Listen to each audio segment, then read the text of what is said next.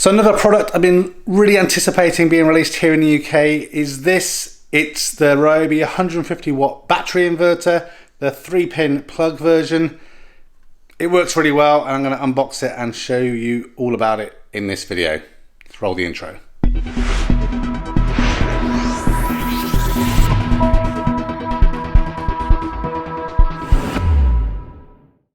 Okay, so this is it.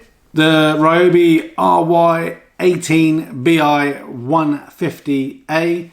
It's part of the Ryobi One Plus range, and there's over like 100 different tools or more now, and that's one of the reasons why I continue to love the Ryobi products. Once you've invested in those kind of battery packs, they bring out so many different versatile things that to me just enables you to do more and have more flexibility. So these have been around in the US for a while. A friend of mine, Brian, uses one or a couple of them in his RV, and they literally just got released at the beginning of March here in the UK. So gonna unbox it, show you what's inside, plug it into a couple of things and basically see how it works. So standard boxing from Ryobi with a slight difference. This thing, I'm going to rip the box apart. There is a little kind of tab that pops open just here, so we can just pop it open without too much problem. And obviously, let me just look inside. So here we have the unit itself, which we'll come back to in a moment, and the little Ryobi kind of manual. There isn't any marketing bump in this one like the normal ones, so just the product itself, which is the main thing that we're interested in. So kind of standard stuff from Ryobi, nice colour scheme. Here we are in the UK, so there is a 3-pin plug. I really like the fact they've put it side mounted. So we'll look at that in a minute, but many vendors, when they do these inverter packs, especially for a 3-pin plug, it's normally a US to UK conversion, you would have the cable coming out at the bottom. Now with the Ryobi product, it's not too bad because obviously the battery pack will give a bit of clearance, but it's much better that that cable is going to come across this way, so that's really good. On top we have a light.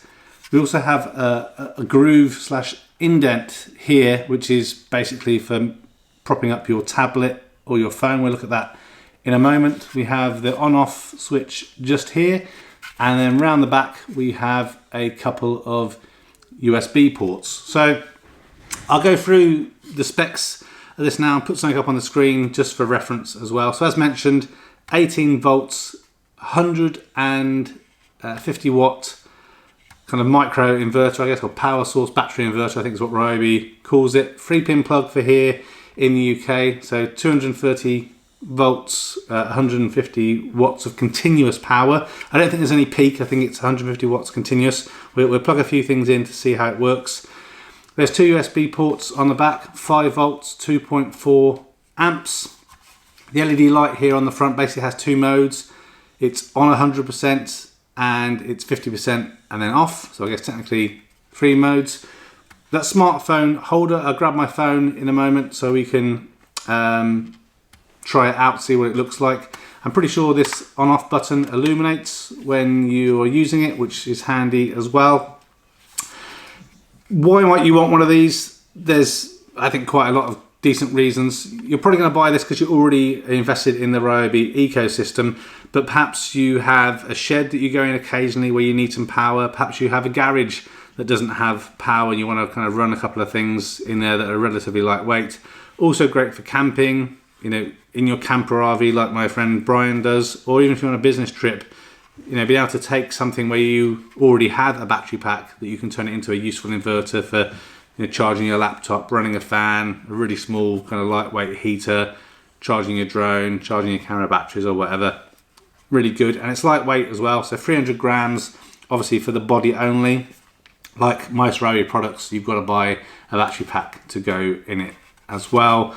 But yeah, I think it's great that they've brought this out. So let me grab a battery and a couple of things that we can try on this. In terms of runtime, obviously it's going to vary, and I can't really give you much information on that. It's going to vary on, obviously, the power draw of the device you're using and the size of the battery that you have available. So I'm going to plug in the largest battery I have, which is a 5 amp hour battery, just for kind of size and showing. But yeah, it's kind of a suck it and see. It's going to last as long as it lasts based on the power source you give it and what it's doing. Okay, so I've grabbed a few things that we're going to try. So an official Ryobi 5 amp hour battery we're going to plug in here. So again, just on the bottom, it's the standard Ryobi mount. So plug that in and we're good to go. So as mentioned earlier, when we look at a plug socket now, if they had mounted it like a lot of these manufacturers do, normally they're upside down or something, you're going to be okay. There's the clearance because of the larger battery. But if you had a smaller battery, you're going to have a problem. So the fact they've done the side mounting makes things much better in my opinion. So we're going to try a few things that I've got around here. So I'm going to plug a GoPro in, going to try a couple of phones in this mount, going to charge a phone, going to plug in a laptop as well, and a Hue Light. And then finally I'm going to try something that shouldn't work because it's a hairdryer, and this isn't meant for a hairdryer, but I figured we shall try it. So start off with just powering the unit on. We're also going to see basically, can you charge stuff by USB and have stuff running on the AC as well. That's one of the things I found with, I think it's one of the Ryobi lanterns I have. When the light is on, the USB ports no longer charge anything, which kind of sucks a little bit. So here we have it, the on-off button just here. So if we press and hold, that turns green, and so now we will assume it's functioning in some way or mechanism.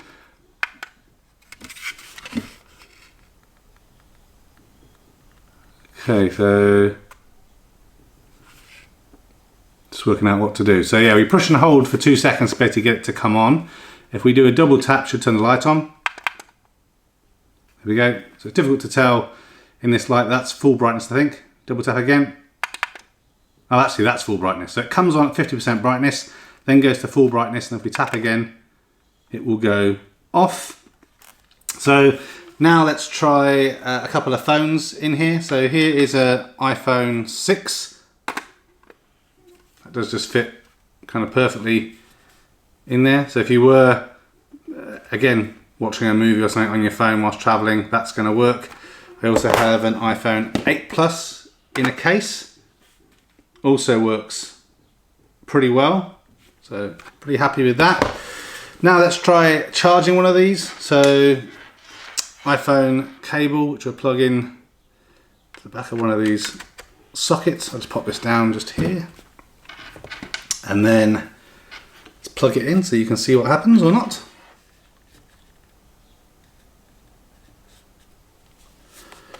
Grab my other phone so I'm getting loads of text messages on that one. So you can see here, and you'll hear it hopefully. Okay, so that is charging, no problem. We'll leave that plugged in so that when we plug in something into the 3 pin, we're going to see if it still does the charging.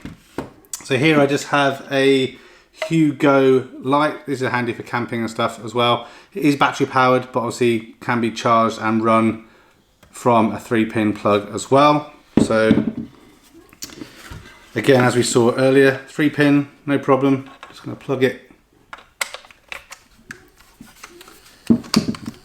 into the front there. Now we can hear a little bit of electrical hum coming from the unit as it's now providing power. So the light is on, so that's doing something. And let's see, yeah, the phone is still charging as well. I'm not sure how well you can see that on the screen. So we can have the USB connectors active and the 3 pin AC power working as well, which is great. Now we'll try and put a little bit more pressure on it. So we will now plug it in and charge this GoPro. So again, the light is still on. You can see a little bit of the glow coming down below here. The phone is still charging. So now we're going to plug in the GoPro as well. Wait for a little red light hopefully. Okay, so we are now charging two devices. Both are charging and the light is on, so AC power is being provided. So that's pretty versatile. We obviously have access to the battery indicator still quite easily with the plug. That's another advantage of that right angle plug there as well. So I'm really impressed with that. I think that's working really well. If you want to turn it off, there we go. And now everything is deactivated. So that the light is now running from battery power here, but I'll just leave that on for some lighting. But the USB charging, everything has stopped working, which makes perfect sense. So let's just disconnect those things. So again, all disconnected. And then to finish this video up, we will plug in the hairdryer and see what happens. Maybe it's gonna go poop, I don't know. So just before I plug that in and kind of probably end up wrapping up this video, I'm really impressed with this. I've been waiting for it for a while. I'm really glad to have one available. You can see I picked up two of them. For me, this is going to be great when out camping and you can charge and run your kids' iPads from it, charge phones, run your laptop for a little bit as well. Anything basically that's under 150 watts, you're going to be fine. And even like the MacBook Pros only use about 80 watts. So again, lots of versatility and really helpful in such a small form factor. So good job, Ryobi, on providing something that I think is really, really good actually. And like I said, if like me, you're interested in the Ryobi stuff already, you've probably got a load of these batteries and they quite often come up on offer and you can grab them and save a bit of money. And obviously third-party batteries are available as well. I've had mixed success with those third-party batteries, but yeah, suck it and see. Right, so before I plug this in, please like this video if it's been helpful and you've enjoyed it. Please subscribe and press that bell button so that you can see other videos like this on my channel. General geekery about all different kinds of things I'm interested in and hopefully are of interest to you as well. So let's grab this hairdryer and see if it gets really angry at me or something. Okay, so here's the hairdryer. It is 1,200 watts. So I'm not expecting it to do anything other than maybe break it, which would suck. But the reason I have a hairdryer is not because of hair, obviously, because I don't have any. It's I use this in the garage for drying paint, also in the workshop a little bit as well, heating stuff up if I want something that's a little bit less hot than my Ryobi heat gun. So plug this in, like so. Turn the power on, 2 seconds. 1, 2. Okay, so we're on, and I'm gonna put it down just in case anything happens. But you can see it there, and we'll see what happens. And I'm kind of worried that something's gonna go bang, but no. Overloaded. That's actually a really good test, actually, that it has built-in protection, so you're not going to overload it. That, to me, really seals the deal. You're protected from yourself and your own stupidity, so don't worry about plugging something in that is stupid. It's not going to do anything. You didn't get hot or anything. There's no burny smell or anything. It's intelligent and it stopped me being a complete idiot. Thanks for watching. Hope you enjoyed the video and I'll catch you in the next one. Bye for now.